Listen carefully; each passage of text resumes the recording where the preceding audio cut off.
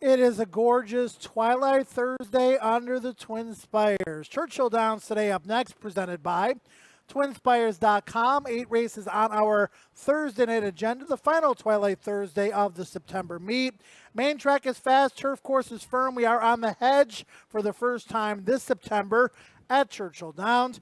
Temperature in the upper 70s, a gorgeous evening for thoroughbred racing. Let's take a look at the headlines. Carl Nasker returning to the winner's circle at Churchill Downs for the first time since 2014. Thursday single six jackpot carryover with no winners on Sunday. $63,034 as that jackpot continues to grow. And speaking of the jackpot, there will be no jackpot on Saturday. A mandatory payoff has been moved up to Saturday night. There will also be a mandatory payoff on closing day Sunday as well. But the big Downs After Dark program on Saturday night, mandatory payoff in the single six. Speaking of our Downs After Dark program, we have a trio of stake races on that agenda. We'll talk about those in just a moment or two. First, I'd like to introduce you to the Muscle Man Money, James Scully from TwinSpires.com and Brisnet as well. And James, we're in the home stretch. 4 days left. All begins with Twilight Thursday tonight. Picture perfect conditions. Oh, yeah, excellent conditions. Good racing tonight, Joe. And you're right. I mean, it's going to be an exciting final weekend. Looking forward to that Downs After Dark program on Saturday. Ed DeRosa, third member of our team, is going to be joining us as soon as Florent Giroux joins him for our Outside the Jocks Room segment. Looking very forward to that. In the meantime, let's talk about some stuff. Carl Nasker, semi-retirement for more than 10 years. One stall assigned to him here at Churchill Downs. And Ian Wilkes' barn, of course, gained his first win under the Twin Spires in 5 years. First win since 2016 this past Sunday. And it was with a long shot. It was great to see Carl win a race here. Oh, yeah, definitely. I mean, Carl Nasker, Churchill Downs. I mean, everybody, when I think of Carl Nasker, I immediately think of street sense and Unbridled, of course. And, so it's great to see him. He's still, in the game a little bit after retirement. So, very happy for him. And, he's a great guy.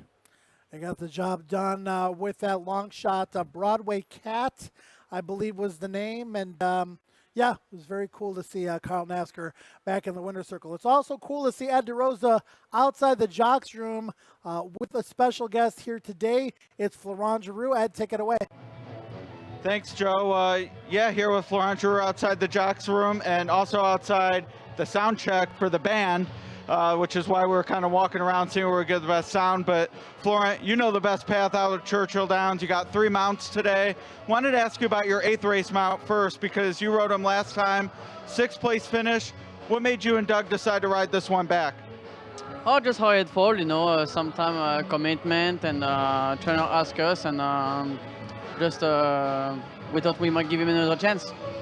You have 3 mounts today, 8 race card, very well spread out, races 1, 5, and 8. As a jockey, what do you like to do when you have open races between mounts?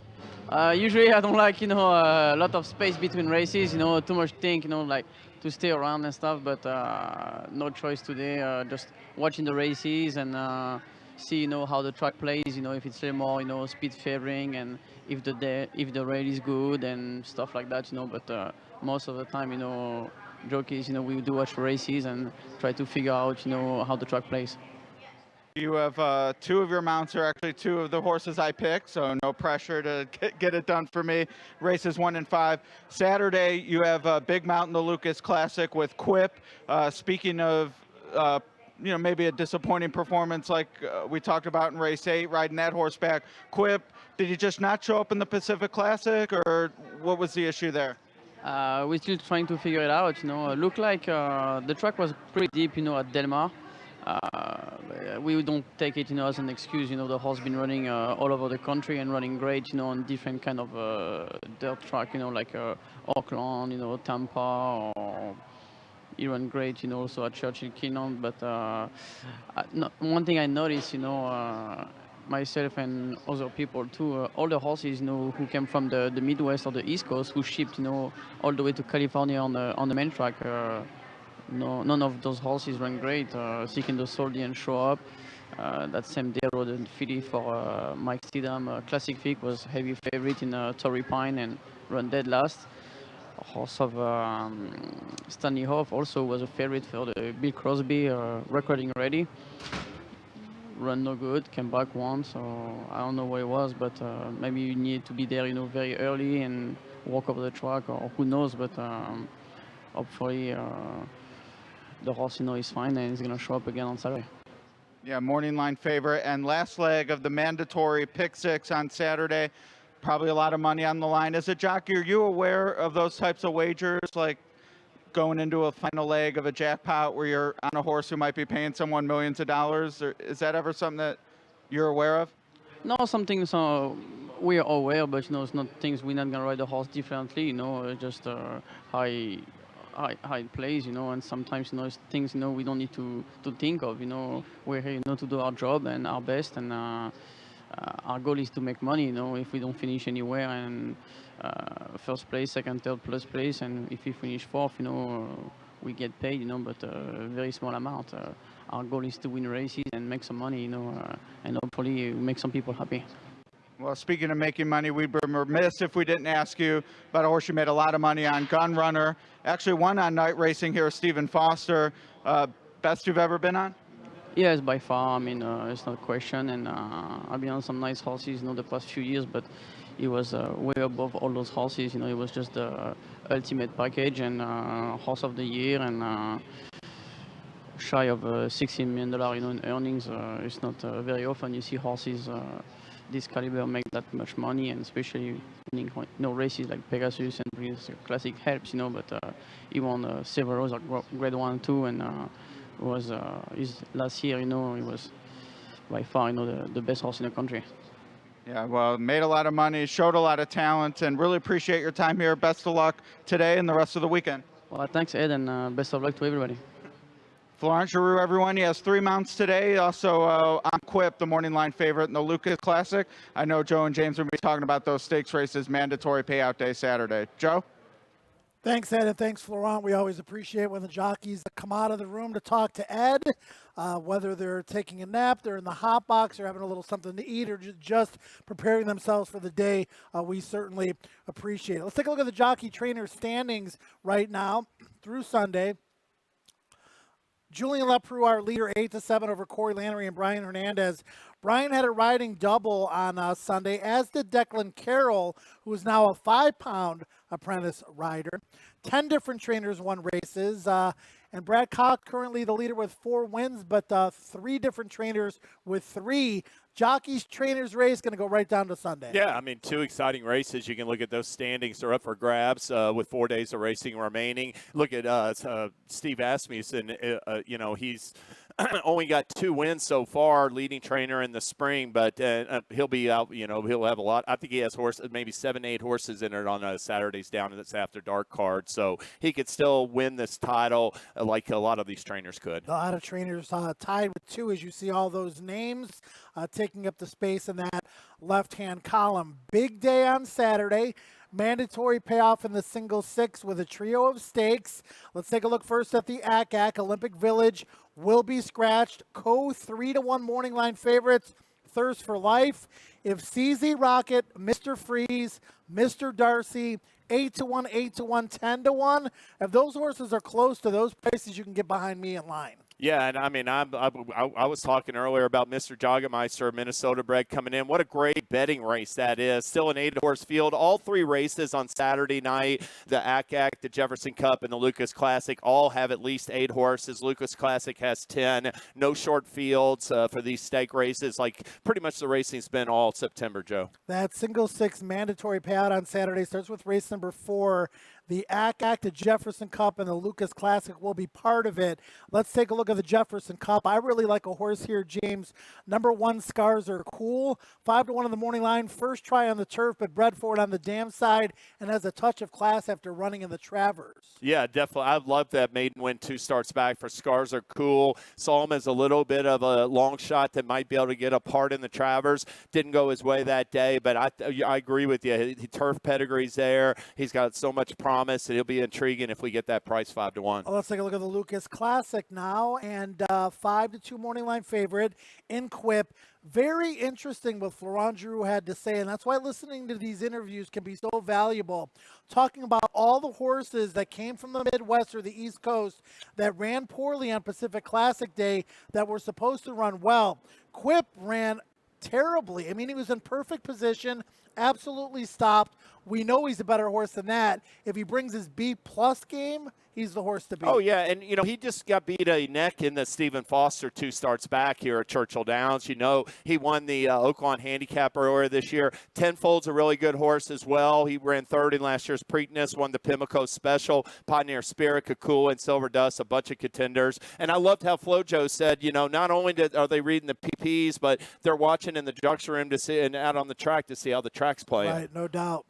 All right, 3 big stake races coming up on Saturday. Downs After Dark, the night before we close on Sunday. Let's take a look at the Brisnet Prime Power plays for this evening. You see Lamage in the opener, 5-2 on the morning line. Probably going to be a lot less than that. 8-1 shot on Bridal Temper in race number 8, the finale, and some square priced horses in between, James. Yeah, absolutely. And, none of those, only Lamage and Beamy Award are the only 2 morning line favorites, I think, of that group.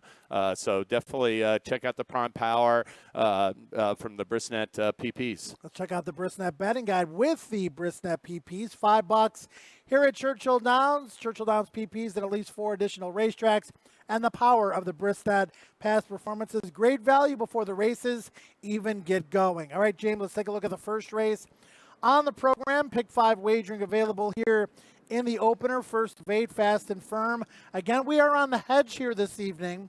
Want to make a point to everybody. This is the first time all meet we're going to be on the hedge. Several lanes on the inside. 1, 2, 2.5 pats of fresh grass. I think that could make a difference. A lot of times they say when the rail's out, speed is good. When the rail's in with the fresh grass, that could help front runners or horses with an inside path. Yeah, and you would think it might be the opposite because it'd still be a shorter path for the inside. But you're right, when that hedge up, I think the rail was at 3 over the weekend on the turf course. So that's definitely something to pay attention to tonight. All right, race 1 is on the main track, mile into 16, $10,000 maiden claimers. And James, you landed on the 8 horse here. Lamage currently 8-5. Florent Giroux hoping to get off to a good start after being Ed's guest. Yeah, definitely. And I thought Lamage was her last race, makes her the one to beat in here. She got the top Brisnet, last out speed figure on dirt. And she can race up close. And there's with the very little speed on paper in this race. Just see Lamage getting a perfect trip with Florent. Yeah, she's the one to beat for sure. Brian Hernandez heating up. We've seen him slowly climbing up the jock standings the last few racing days. He's on the number 2 Daring for Tim Gleishaw. This one dropping from 40 down to 35, down to 10, with some decent performances at Laurel in June on the grass, and then most recently at Arlington on the turf. By Orb is trained well on dirt, has run some decent races on the main track. Looks like this one to me is dropping into a win spot and a viable alternative to the logical favorite who's 8-5. I'm getting 6-1. Yeah, and that sometimes with lightly raced horses, running a couple times on the turf like that can move them up. Daring, if she can sit closer, has a chance. I'll mention Rhodas Jewel as well as a long shot of interest in here. Don't know if she'll be good enough to win from off the pace, but could grab part. Race number 2 is a $50,000 claimer. 6.5 furlongs is the distance. Important scratch here, the number 6 Cautious Giant, who will not gain career victory number 12 here this evening. James, you landed on the number 1 Control Stake for the Foleys, has certainly been keeping good company. Comes in here off a little bit of a freshening. Yeah, it comes in here off a little bit of the freshening, but, definitely was running in some tough races. Even that allowance 2 back against Mr. Crow and He Hate Me, that was a really tough field. The other 2 efforts here were in stakes. He does run second a lot, so that's a concern. 7 seconds at Churchill, 5 seconds at this distance. But I just think the race is going to set up well for him. Ground saving trip. I like Control Stake as my top pick, Joe. Yeah, Hunk of Burning Love's my top pick. Control Stake I now have picked second. Control Stake, has turned from a kind of a pressing type horse into a deep closer. I'm going to go with a horse that should be a little bit more forwardly placed than Hunk of Burning Love. Good win over the 1-turn mile at Churchill off the bench on May 23rd. 1.5 turn miles at Ellis. Good efforts. 3rd to Mr. Darcy, who's going to be prominent in our stakes this coming Saturday. And also fourth last stop behind Rare Form, who I've got picked on top in a turf race a little bit later on this evening. Should sit that perfect pressing trip on the outside and maybe take the lead turning for home. Yeah, I mean, definitely in salty fields the last 2 times, a hunk of Burning Love. Does cut back in distance, but definitely with his best a contender. All right, so race number 3 is going to start the single six. In a moment or two, I'm going to send it down to Ed DeRosa to kind of tell us all about it. What happened Sunday, the carryover pool, what's happening this weekend. You and he also have a ticket. We'll send it down to Ed in just a moment. I've got a better betting ticket in this race we'd like to take a look at. It's a win placer show ladder on the number 2 Sazerac in this race. $10 wager, $2 to win, $3 to place, $5 to show on the number 2, 6-1 on the morning line on Sazerac. It's going to be my better betting play. We could pull up that graphic. In the meantime, there it is. Win, place, or show ladder. Again, James, if you win, you cash all 3. If the horse runs second, you cash 80% of your investment. If it runs third, you're going to still make a slight profit. It's a horse I like at a square price. It's a conservative bet, but if you're new to horse racing, this is a way to kind of have some fun with horses you like, show a profit, and leave with more money than you came. Absolutely, and this is the kind of tip that somebody that's new to the track who could appreciate. Like Joe said, it's a $10 wager, and if you run third, you half your bankroll is invested in that spot. All right, so I already told you pretty much who I like in race number 3. Sazerac for Ron Moquette. 4th race back off of a long layoff. Ran some deceivingly good races at Prairie Meadows. In good form. Fits this race like a glove on the drop for Ron Moquette after breaking the maiden for 7,500 at Prairie Meadows off of a long layoff back in early June. James, who do you like? I like number 5, Mine Inspector. Steve Asmussen lost this horse via the claim 2 starts back, claimed him right back from that last race. He's going to get he's got to get the right setup for sure because he's going to be running late. But I think he's coming along. Like his effort 3 starts back, his last effort here at Churchill during June, and I think if he gets the right setup, he's going to be tough, Mine Inspector. This third race does launch the single six with that jackpot carryover pool of over $60,000. To give us the full scoop, let's set it down to Pick 6 Central. That's Ed DeRosa down in the paddock. Ed? Thanks, Joe. And I won't say pick 6 all the time this weekend, but definitely pick 6 on our mind and going to be talking it a lot of the time. Today with its carryover into the jackpot, tomorrow as well, but Saturday, mandatory payout. Everything must go. Night racing, 3 stakes, ends the single six. So a lot of excitement surrounding this wager this weekend. And of course, every time Churchill Downs offers it, just a 15% takeout. So great bet every day. Certainly a great bet on Saturday with the mandatory payout. Before we look ahead, though, let's look back to Sunday's single six. No winners. It was a full carryover. That's why we have such a big pot going into today. And as we take a look at Sunday's card, we see some big prices up there. Some short ones, too. I mean, there were horses to build around. And when we take a look at my ticket in a moment, we'll see that's my strategy is where do I have my strongest opinions? Let's try to get those right and then spread around that and catch some prices. Miracle Hill kicked it off. I believe that may have been a Ron Moquette trainee, first time gelding. You're on Sazerac to kick off the single six tonight, Joe. So always good to see those trainers firing with big prices if you're a fan. Nikki Beach was one of the very logicals in race 9. Race 10 prefect was a little tougher to have, but that's why it would have paid so much if you were the lone winner, would have scooped the jackpot, but there were no winners. So we have a big carryover today. Again, 15% takeout. One winner plays for $63,000, $34 plus the new money today. But even if you're a multiple winner, you share in 90% of the net pool with just that 15% takeout. So a lot of opportunities with this 8-race card. Starts in race 3, and again, mandatory payout Saturday, whatever the carryover is after today and tomorrow, plus the new money. And then Sunday, we're going to do it all over again. 15% takeout, 1-day pool, and all of it goes no matter what. 6 winners, 5 winners, 4, highly unlikely. Regardless, the pool gets paid out Sunday on that 15% takeout. So pick 6 Central for the time being. Here's pick 6 tickets. And if Joe or James are right in their top pick, I'm going to be out. I'm leaning on the entry and number 4, Beamy Award. So if Sazerac wins, Joe and James could give me a wry smile. But but I'm leaning on the favorites early in the sequence. I'm using them all in the 2-year-old racers, a few with some buzz around them. Just, I have no idea what you're getting in that race, so hope for a price. I have no idea who the favorite's going to be, so I even can't bet against it. I'm punting since I'm so narrow early. And then race 8, similarly, not a lot of strong opinions. There are some prices peppered there. Would love to get live to that late double going deep. But James has some singles where I don't. Interested to see his strategy. And it's going to be a great day of racing. Really looking forward to hopefully hitting this pick 6 for the peeps. James? Yeah, and I'm like, my stance on the way I'm playing it tonight is I'm going deep in the first leg. I thought I thought the first and the last leg were the most wide open, and you agree definitely on that last leg. You're 6 deep, I'm 5 deep, and then you're right. I've got 2 singles. I'm singling Perfectly Claire in that race 7. It's a 2-year-old maiden. I'm looking for that firster to come out running, and then in the race number 4, I like Whispering Speaker from Norm McKnight. So those are my singles on the card. I definitely thought. Race the 3rd leg, set up for a closer. I used 2 in there, and I've got 2 in the 4th leg as well. And good little joke about the rye with the Sazerac, the New Orleans rye whiskey. Yeah, there you go. Hey, sometimes a hunch is a good way to go, and I'm hoping that my handicapping process and the hunch comes through with Sazerac in race number 3.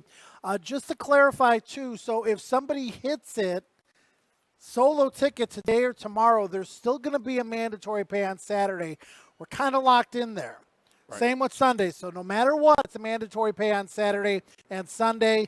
Single 6 fans that don't swoop in and maybe win it on a solo ticket tonight or tomorrow. Everybody's rooting for that carryover going into Saturday night. Pick 5 wagering starts in race number 4. $7,500 claimers, mile and a 16th.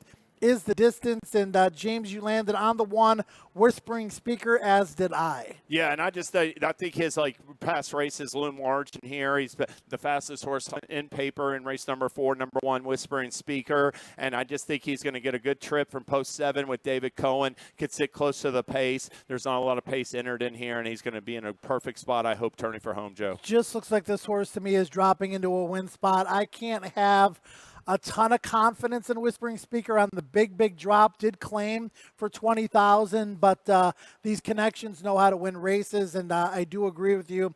Most likely winner of race number 4. But if not that horse, it can be a lot of different ones. Yeah. So it all depends on the strength of your opinion. And you can see we got the 2nd, 3rd, and 4th where we're all different. Completely different, right? Yeah. With the 4 horse, the only match in there. So if not the 1, it could be somebody else. Might be worth taking a stand against, but it might be worth singling. Just have to wait and see how it plays out. Race 5 is the start of a pick 4, back on the turf, 1 mile on the hedge. 2.5 paths of fresh grass in there, which I think is going to help speed and horses with inside trips. Optional claiming 3 other than. And James, in this race, you landed on a closer. Yes. Going to have to try to work a trip here, but Cowboy Culture certainly capable with the right trip in this spot for Norm Cassie. Yeah, and it's a $102,000 purse as well. I mean, what a lucrative race this is. And as a result, it came up, I thought, with some really nice horses. Cowboy Culture, he's 5 for 11 at a mile. I thought that he ran well here his last effort where he was 6 to Dot Matrix in an allowance back in May. And I just think that, Norm has got these horses. I mean, this horse has run 3 times over the turf course, 1 win, 1 second. His horses have been primed to run well all meet with 2 wins and a second from 7 starts. And this horse I'm going to look for to deliver a strong showing with Julian Leperoux from off the pace. The first thing I'm going to look for the next few days is speed. Second thing I'm going to look for is an inside post. Rare Form has both. Rare Form should be the controlling speed. I'm not going to hold that Kentucky Downs race against him.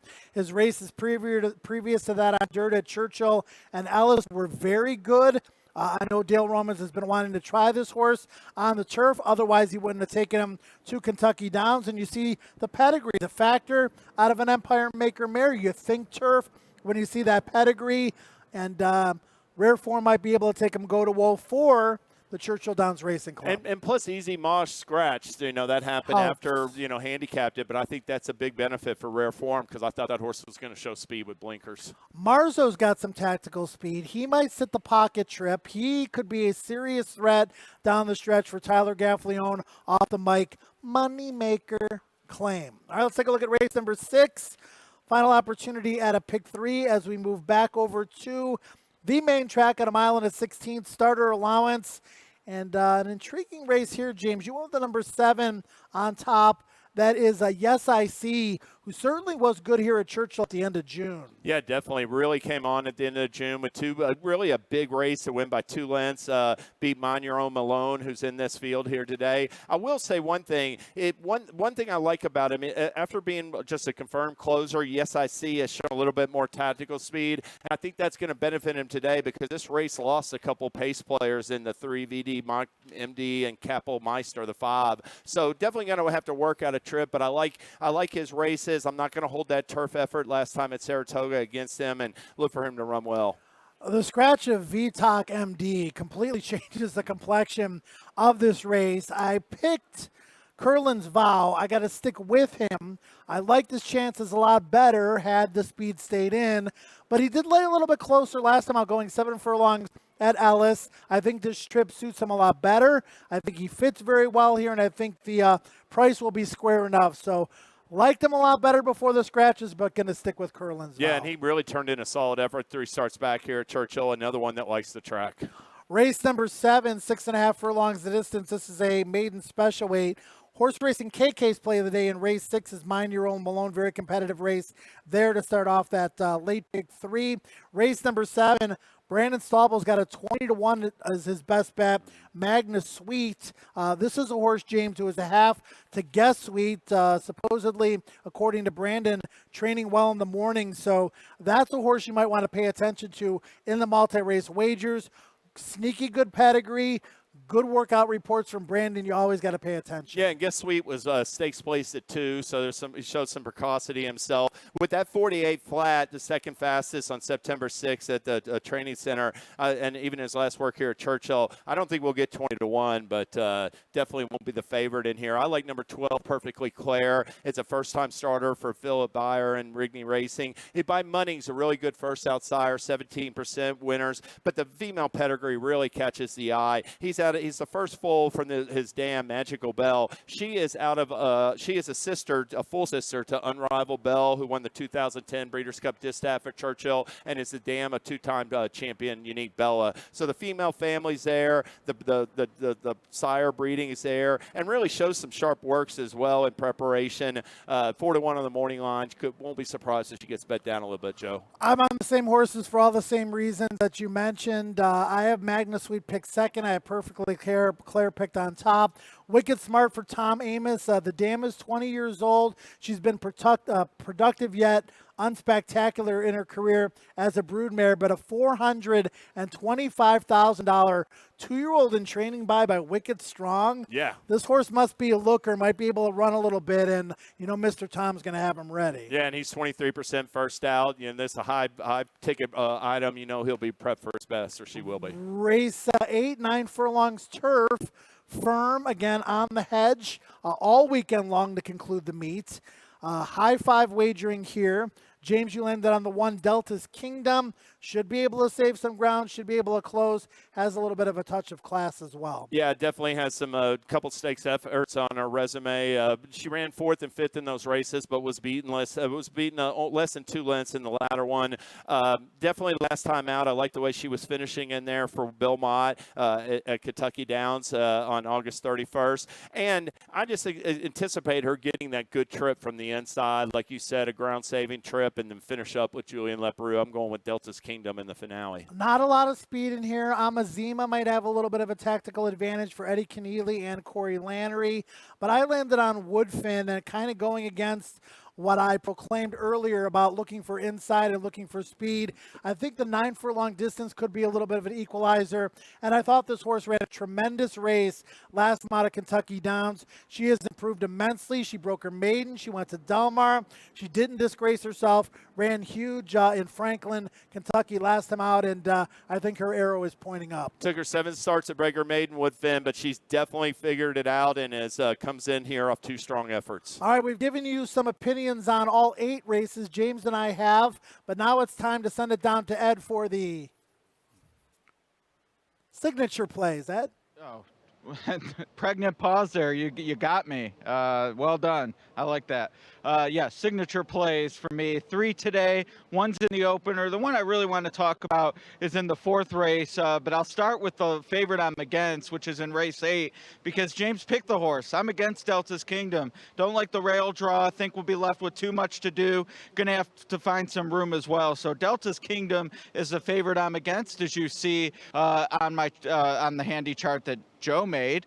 Red means stop, so I'm stopping on Delta's Kingdom as the favorite in race 8. I do like the entry in race 4. Now, number 1 is my preferred half of the entry, served cold, but you get 2 for 1, which is a big reason that this was my best bet.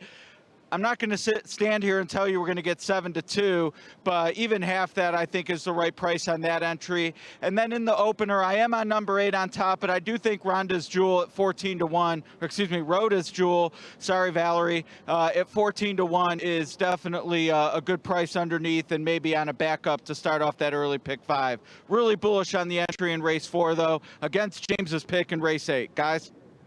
All right, James, take it away. Your signature plays, please. All right. Yeah, we'll start with my best bet. We talked about her, Perfectly Claire, first-time starter in the race number 7. The 4-1 morning line might not get that price, but I'm going to play her today. Live long shot Cowboy Culture. Hope he gets a little bit overlooked in race 5. 8-1. I hope to get that price. And the favorite I'm against, the morning line favorite in race 5 is Secretary at War. Really a tough allowance race, and he looked vulnerable to me, Joe. I might get some flack on Twitter for this, but the favorite I'm against, sorry, Jason, Beamy Award in race number 3 seems to be heading in the wrong direction. I'm going to take a stand against it 3-1. Rare form live long shot 8-1 morning line. There's some scratches. The Churchill Downs Racing Club likely to be here in full force. Might not get that price, but I do like this horse's chances quite a bit. And for multi-race purposes, seeing 8-1 on the morning line, salivating over that. Best bet Sazerac in race number 3, going to be overlooked a little bit. Did have that win place and show ladder as the better betting horse earlier on the ticket. Sazerac in race number 3. That's going to wrap it up for Churchill Downs today. Ed DeRosa in the paddock all evening long. James Scully will be to my left with additional analysis. We've got Steve Buttleman with the national anthem, Travis Stone with the changes in the play-by-play all evening long. 8 races, fast or firm, beautiful night, single 6 carryover, over 63,000, begins in race number 3 here this evening. Good luck and leave with more money than you came with.